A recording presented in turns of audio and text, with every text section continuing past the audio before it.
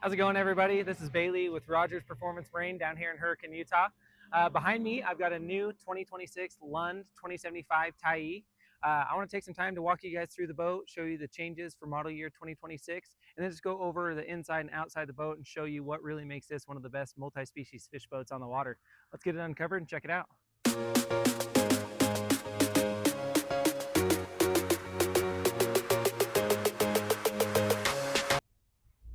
All right, a quick walk around of the exterior of the boat. So you can see here we've got it sitting on the upgraded tandem axle trailer. So this has the nicer wheels and tires, the diamond plated fenders and steps, roller load guides. This is a bunk trailer. Graphics, we went with the all white. It's a nice clean look, easy to keep clean, looks great on the water. You can see it's got the red chrome raised Lund lettering. Stands out, looks really nice. I am a fan of the black as well, but the red's a nice change up. See here. So again, this is the 2075 Tyee, comes in just under 21 feet at 20 feet 8 inches. It's got a 50-gallon fuel tank, massive 99.5-inch beam, and this thing's almost 100 inches wide. IPS2 hull, great looking boat and great performing boat. A couple of other things to note on the trailer. You can see the bow step that's been out for a couple of years now. Super nice to have there, especially if you're by yourself. Easy to load and launch by yourself. Don't have to get into the water to unhook the bow strap and bow chain. This trailer is going to come with a swing tongue. You can see there on the bow. Nice for security if you're leaving it in like the campgrounds. Give you a little bit more room in your garage without hitting your shin when you're walking all the way around. Show you here the graphics on these look really nice. I do like the red lettering in particular if you're going with the Pro XS engine, kind of ties the colors together. And then lastly here on the back of the boat, you've got the ratcheting tie down straps. You can see here that's going to be on both port and starboard side, making it really easy to secure the transom of your boat.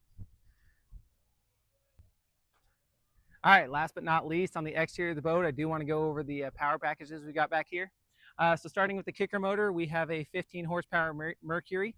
This is a fuel injected 4-stroke, so motor's been out for a little while, no more carburetors. We're dealing with all EFI systems on both motors now. A lot more efficient, a lot better when you're changing altitudes, whether you're fishing the mountain lakes or coming closer to sea level. It's gonna run at top performance no matter where you're at.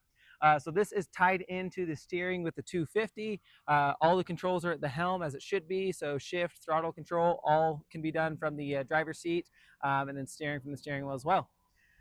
Moving over to the main motor, one of my favorite motors out there. It's been great for us, very reliable, great performance, sounds awesome. I love the cowling, the way it looks. So this is the 250 horsepower Mercury Pro XS. This is their V8 version. Ton of torque to go with the horsepower. If you have the family that tows a skier or two from time to time, this will do it for sure. Propping, we do have a 19 pitch Tempest Plus stainless steel prop on it. For our altitude, that's great. We do have some lakes that are up in that 7, 8, 9,000 foot range here in Utah. We may step that down to the 17, but for most boating here, that 19 pitch works great. You should expect at our altitudes in the mid to low 50s, 52 mile an hour is generally what I'll tell people this will do. Again, with the torque though, it gets there, gets the speed quick, pulls people out of the water if you want to do that, but gets you up on plane and where you want to go quick. Let's climb up inside and check out the new changes for 2026.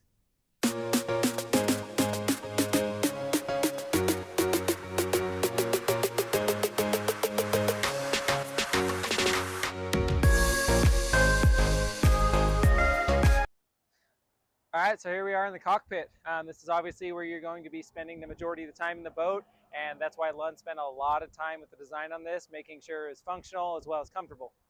So the first thing I want to talk about, I'm super excited on, is going to be the new matting that's going to be up on top of the gunnels.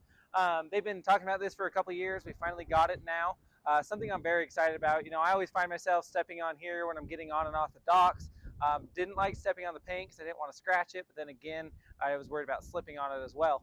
This is nice. It's going to stay cool when it gets wet, non-skid surface. You're going to keep the paint looking nice, not damaging the paint by stepping on it at all. And then you don't have to worry slipping getting in and out of the docks.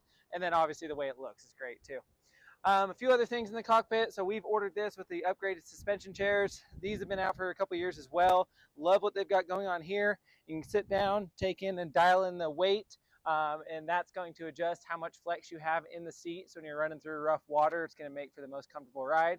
You can swivel this one 360 degrees, and then it does have the ability to recline, so you can make sure you and the passenger are comfortable while on board. Armrests will drop down, and you've got dials underneath that as well to adjust the angle that they're at, so you can change it to make it the most comfortable for each individual rider.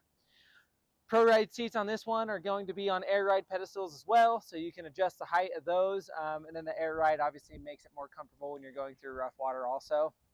A couple little things that you can see here in the video where we're at. This one does have the snap-in marine mat that's going to match closely to the upper deck foam. Again, makes it a little more comfortable in the boat, looks really nice, a little upgrade above just the bare vinyl, but it is snap-in as well. So if it's you and the guys, you're going out fishing, you don't want to get fish guts, blood, whatever on these, you want to keep them nice and clean, you can snap it out, throw it in the back of the truck, leave it in the garage at home, whatever. And then when you bring the whole family and you want a little more comfortable setup, snap it back in place nice and easy.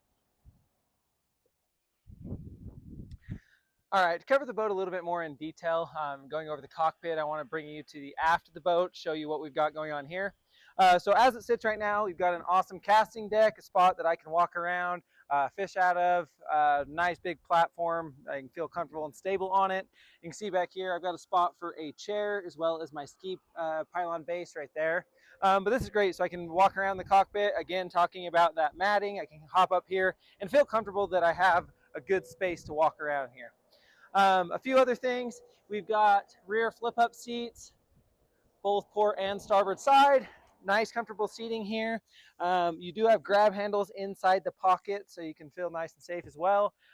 2 cup holders, tool holders, nice and easy, very accessible, but just allows the cockpit to be laid out and to be changed to where you can have it set up for fishing or you can have it set up for comfort. Couple other things back here, we've got our live well, nice large live well in here, divider. This is their most advanced live well package that they've got, all controlled from the helm as well. Underneath these seats you do have storage, so port and starboard side are going to flip up and do the same exact thing. This one has the Mercury power steering, so the power steering box is going to be back there, as well as both battery compartments, one on each side. So it will take a little bit of the storage, but there's still room in there for extras. Last thing back here is going to be the top hider. So I can take and open this up. This is where our sport top or our bimini top are going to stow. So that keeps it to where it's nice and out of the way. I can always have the sport top or the bimini top on board with me, but if I'm not using it, I can tuck it out of the way. That way it's not in my way. Also in this compartment is going to be the ski tow pylon. So that tucks away nicely. So everything's on board, but if you're not using it, it's not in your way. Couple other things to show. You've got port and starboard side storage right underneath the gunnels. Nice thing with the port side is you can fit 4 or 5 rods in here as well. Deep storage. Starboard side is going to be great for boat accessories, safety gear, life jackets, things like that. Good storage compartments. There's not any wasted space in this boat, so every inch of the boat you can use it for storage, fishing equipment, tackle, whatever you got. Okay, moving up to the helm of the boat here. This was a redesign that they did last year as well. Opened up the console area a lot. This made it really nice. As graphs are getting a lot larger, we wanted room to be able to put the larger graphs there, still have visibility through the window and not have it too cluttered. 10s and 12s are now almost becoming the standard, whereas those used to be the large graphs. Now we can throw a 10 or even 2 10s up there, no problem. So for example, we're going to be running this new Humminbird Explorer 10. It in the box even fits up there. So it just shows you that nice flat layout, gives you a lot of room for customization when it comes down to your electronics that are going to be up on the console. On top of that, they made everything a little better laid out in my eyes. So our gauges, nice and easy to see. You've got trim, fuel, and then your RPM gauge, wireless charging phone holder up here, and then back to your traditional, master power switch, and then the switches that are going to control things like your interior lights, navigation lights, bilge pump, and live well pump as well. So a super sleek layout that just allows a lot of customization and then looks really nice also. few other minor details. So this having the 250 Pro XS on it, this does have the DTS control box, so no more cables. It's all electronic shift and throttle. Very smooth, very comfortable to use. You got things like active trim on there as well. And then, like I mentioned earlier in the video, you've got controls for your kicker here, so you can shift, throttle that up while you're sitting in the captain's chair, and then your ignition is just going to be below that on there. Moving over, we'll show you guys the co-captain's chair and then the console that goes with it as well. Okay, moving over to the co-captain's chair and console. See here again, it has the suspension pilot chair, new redesigned console, very deep storage, a lot of room in there, easy access to a cup holder for your co-captain. See in there, plenty of room for all your wallets, owner's manuals, things like that. 12-volt outlet inside there, you can charge phones. Then underneath that, you're going to have the cargo nets. This has it in the bow as well, but it's just little things like that that really make it to where you've got a lot of usable storage space. Move over to the driver's helm so you can see that a little more in depth. Again, talking about the gauges, the wireless charger, and then the switch panel there. Very clean, very nicely laid out. That's going to be the head unit for your upgraded Rockford stereo system. And then we'll work our way up into the bow. Yes, before we get into the bow, we should talk about one of the more important parts of the interior of the boat. It's going to be our rod storage as well as our gear storage. So you can see in there plenty of space for your rods. This is a locking storage compartment. You can keep all your valuable rods in there nice and safe. And then if you want, you can actually take and pull this out. That's going to open it up, allow a little bit more storage in there. Okay, lastly, we're going to go over the bow of the boat. They've done a really good job designing this with the space that they had.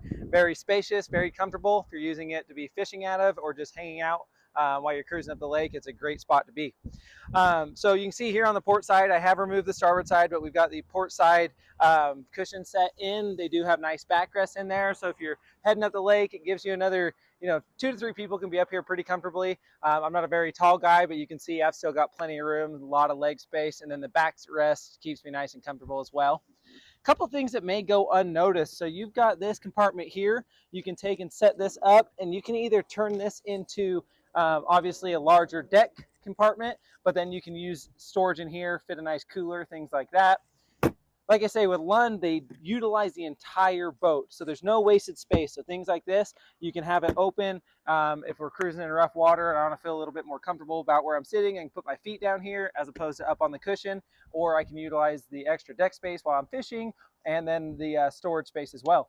And then it's little things. You can hardly see this in the video, but I think most boat manufacturers would have just skipped past this. It would have just been a step up into the bow, but I've got additional storage here.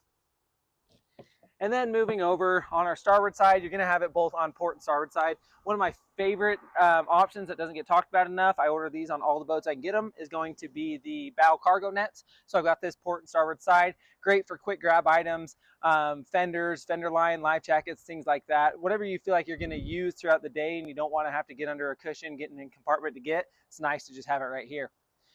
This boat is equipped with 2 live wells, so you've got one in the back I showed you earlier, and then you've got starboard bow, another live well as well, and then storage all throughout the bow. So you can open this up, line storage compartments, help keep your equipment in there nice and dry.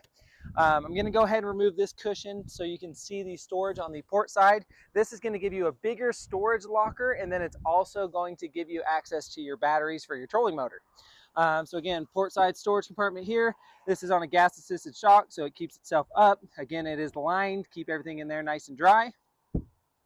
And then moving over to where we're going to place our batteries for the trolling motor. So plenty of room in there if you want to run a 24 volt or 36 volt system, not a problem at all. And then lastly, storage up in the bow, throw an anchor in there. I like to put my foot pedal for the trolling motor. Whatever you want is in there. A couple other little details, pop-up cleats in the bow, port starboard side, use those for the docks, things like that. You've got an LED light strip, one in the cockpit as well as one up in the bow, light up the deck at night. 2 cup holders, I don't know if you can see them in the video, got them on port and starboard side right next to these cushion sets. So cup holders are going to be here and here. Again, great layout. Bow rails, grab handles for your passengers sitting up here. And then lastly, to talk about what we've done as far as equipment goes in the boat, This has got the Minn Kota Ulterra Quest. I think it's one of the best trolling motors that's ever come out. So you can run this in a 24 volt or 36 volt system, either way. Brushless trolling motor is super reliable, very efficient, very quiet. You can run if you do the 36 volt, you can expect to run this for a full day, no problem at all. So that's going to be the trolling motor here.